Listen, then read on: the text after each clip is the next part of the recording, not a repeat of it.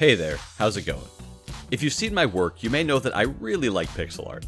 Over the last few years, I've created many characters for all the different games that I've made. And I've been lucky enough to have other people tell me that they actually like the art that I do, and request that I make pixel art tutorials. Here's the thing, I don't really know how to make a tutorial for pixel art. My process for character creation is a lot of back and forth, trial and error, and just fiddling around until it looks alright. But I do know how to make videos of my process, and hopefully this can be of some help to others. So we're gonna make something new. What should we make? A quick side note, this is related, I promise. So I host my games on itch.io. I've also downloaded plenty of assets from that site. There are a lot of amazing creators on there that post their work to be used and downloaded by others in their projects. Sometimes it's for a small fee, other times it's free, but it's awesome that they share their work. I've used free art and sound assets in several of my projects, and I've always wanted to post something that I've made to give back to the community. So for this video, we're going to create a character with my standard animation set and post it on itch as a free asset. Cute characters are what I think I'm best at, so whatever we make, it needs to make people go, aww. Normally the character design is dictated by the game concept that I'm working on.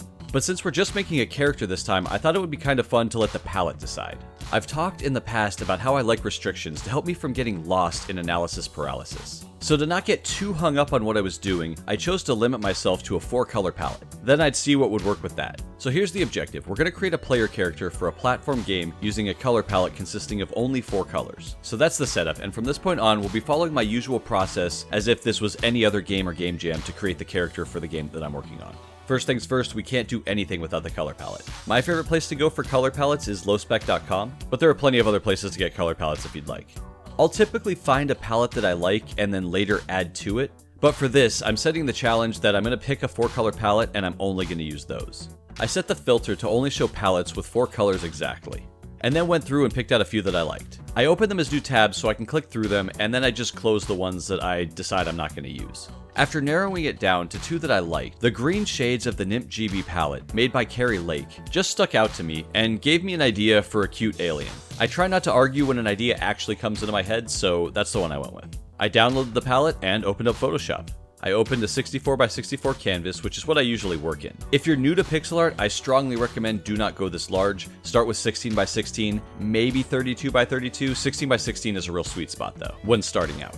I also put a pinkish color in the background, and that's just to not have the checkerboard effect of the transparency, and to let me know that that's a color that I will not be seeing in game.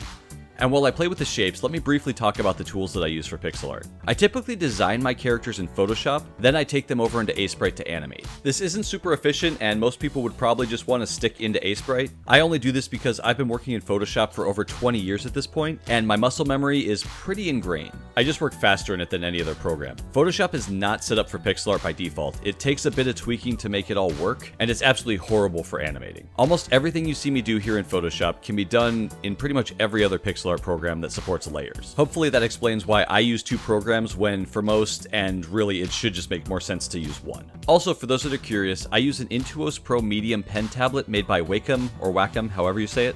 I didn't use a pen tablet for pixel art until pretty recently actually, within the last couple of months. So it's not necessary if you're just getting into it. But we had one sitting around the house from when my wife was doing a lot of digital illustration, and I figured I'd use it. When starting a new character, the first thing I do is just lay down blobs of color to try and get a rough shape or silhouette. I also try to pull up some reference. It's nice to have it off to the side that I can refer to if I ever have a question about how something is supposed to look. Depending on what you're making, I find tropes can be incredibly useful when creating characters in pixel art. Mostly because they're things that are part of common understanding, so the viewer will quickly understand what you're trying to display. Big round green head with a taper at the bottom and big eyes reads to almost everybody as an alien. Although I think some people would be more comfortable if it was gray, but whatever. I tried to lay out the head and the eyes were just giving me a bunch of trouble, so I just focused on the overall shape first and figured I'd get back to it later. I make broad shapes and then refine them back into what I think looks good. I eventually found a head shape that I was happy with for the moment, and then started to try out some other details. A big head with eyes seemed a bit plain, but checking the reference that I pulled up of cute aliens, some of them also had little antennae, and I figured that sounded kind of like a good addition. With the antennae looking good, I started to play with adding arms and shading. Arms are actually something I usually avoid in my characters. Seriously, look back, most of them don't have arms. But this is an art challenge and I need to challenge myself a little bit, so this one's getting them. The shading is something I play with throughout the entire design process, but I usually like to make my characters in a 3/4 perspective and give them a high side light. Here you can see that the head is shaded to look like the light is coming from the top left. So with the basic roundness in place, now it's time to flush out the eyes. I've learned through experience that the usual oval alien eye that we tend to see where it's kind of pointy at the top and the back just ends up making them look a bit mean in pixel art. Big heads and big round eyes are seen as cute because they mimic the proportions of babies. And most humans find babies cute, so we have a correlation. I added a tiny smile as a placeholder, but ended up really liking it. It added an innocence that I just found adorable. Plus, my wife walked by around this time and went, Aw, it's so cute. With the head going in an okay-ish direction, it's time to start looking at the body. I thickened it up a little bit because it's cuter when it fills out the space so the head doesn't look like it's massive. And I played around for a good while with some clothing ideas and found I just didn't like them much. It was really hard to find separation and do anything that stood out well using only the 4-color limitation. This is about the time where normally I would start adding colors in, but I said I was sticking to 4, so that's what we're gonna do.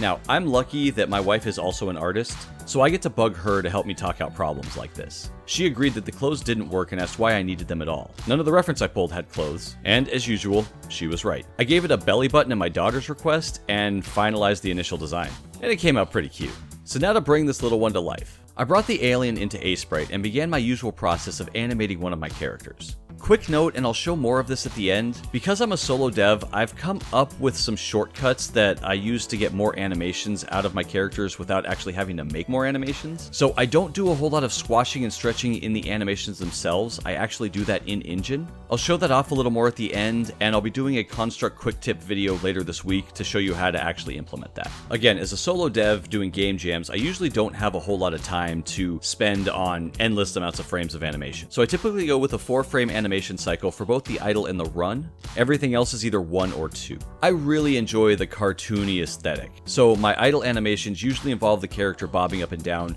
like you would see in the old 30s cartoons. This just keeps some movement happening with the character even when the player's not acting. For the bobbing, I start by moving the body down a pixel for frames 2 and 3, and then I bring it back up on frame 4. So half of the animation the player is up and half they're down. And I consider this the rhythm that the character is now on. Next, to keep the movement from becoming too stiff, I make some elements move a frame later than the things they are attached to. As an example, on frame 2, the body moves down, but I keep the head in the same spot, and it doesn't move down until frame 3. This gives the feel that one part of the body is affecting the other, but also not making it seem like they're rigidly glued together. And to continue this, since the head moves a frame after the body, the antennae now have to move a frame after the head, and then I repeat this process in reverse going back up. By not having all the character elements move on the same frame, it creates more fluidity in the movement. This isn't amazingly detailed or realistic, of course, but it gives enough life to the character for what I want. For me, animating is a lot of selecting certain parts of the body and then moving those. Then I watch it and think, does it look good? No? Okay, let's undo that, and how about this? And repeat.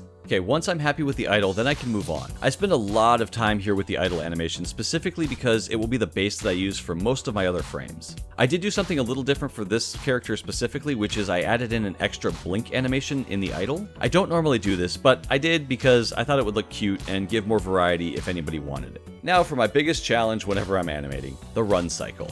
Luckily, I've mostly nailed this down for my style of characters, and I can just usually refer back to the monkey sprites that I've already made. But to break it down, here's what I do for the 4-frame run cycle. Again, I build all of this off of the initial idle frames in order. Frame 1 starts with the leg closest to the camera, backwards at full extension. Remember that arms and legs move opposite, so when the leg is back, the arm on the same side should be forward. For frame 2, I bring the leg facing the camera in with a bent knee, and I move the arms into an in-between state. Frame 3 now quickly jumps with the leg closest to the camera being all the way down, and the leg farthest from the camera being at full extension backwards. With my style, this basically means that I just erase the leg and move the back arm forward. Frame 4 is pretty much just like frame 2, but now it's the leg that's furthest from the camera that has a little bit of a bent knee. There aren't a lot of accessories to help sell motion on this character, but I push the antenna back to simulate some force of them being pushed backwards while the player's moving forwards. After I get the run working, I then move on to the jump, which usually involves stealing the leg from frame 1 of the run, and then copying it and flipping it to the other side. Now it's the back leg also. I raise the arms, and then I lift the face.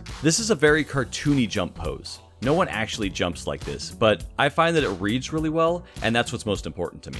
I typically only go with a 1-frame jump, so once it's all together, naturally next comes the fall. In platformer games, falling is an animation that the player can be on for a moment or two, depending on how large of a drop you have in the game. So to spice it up a little bit, I go for 2 frames of animation and get a little bit of a flapping in the wind effect. For here, that meant bringing the feet together and sticking the arms out in kind of a balancing motion. Then I took the antenna, flipped them up, and made them shift back and forth as if they're flapping in the wind. After fall, I move on to the hit animation. And for that, I just start with the jump as a base and mess everything up. I make the limbs bend weird, I make the eyes different sizes. You just make the character look genuinely unhappy. I then make another frame and fill everything in with my lightest color. When looping, this will give a flash effect that I prefer over the retro style flashing where the player would disappear and reappear. I forgot that I had one more animation to do, so I actually added an outline to see how it looked using the built-in outline effect in Asprite. The double outline is a style that I've used a fair bit, and I kinda dug how it looked here, so I stuck with it. But if you download the character, there will be a version with and without the light outline, because sometimes the light outline just doesn't work with everything.